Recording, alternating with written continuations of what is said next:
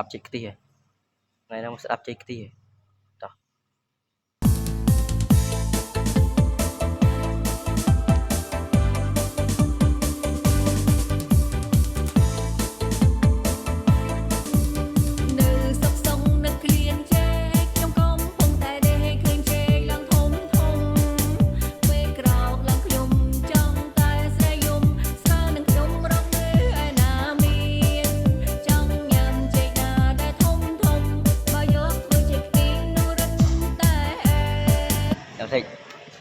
ចាំតិច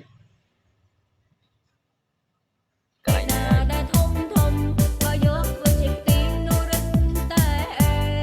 អញហៅសោយចូលចិត្តចេកខ្ទិះហ្នឹងអត់បើបងចង់ស្លាញ់អូនយកតែចេកមក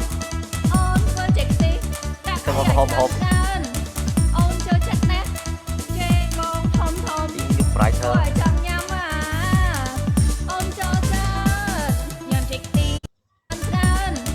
អូនចូលចិត្តណាស់ចេកបងធំពួកចាំញ៉ាំអូនចូលចិត្តញ៉ាំចេកខ្ទិះញ៉ាំមិនដែរធុញញ៉ាំរយំរថ្ងៃរហូតគេថា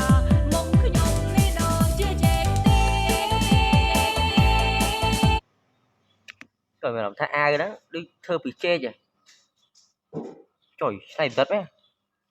ចេញ4ឆ្នាំមកណាជី4ឆ្នាំមកណា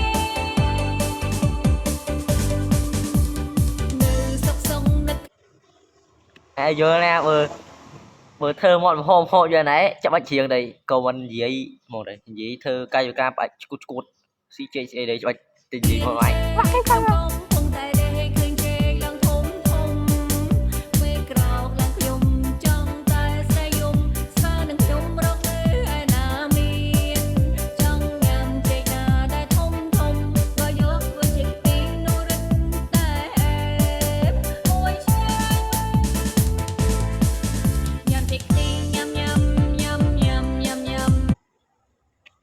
ចង់ធ្វើលក្ខណៈដូចស៊ូលីពេងដែរ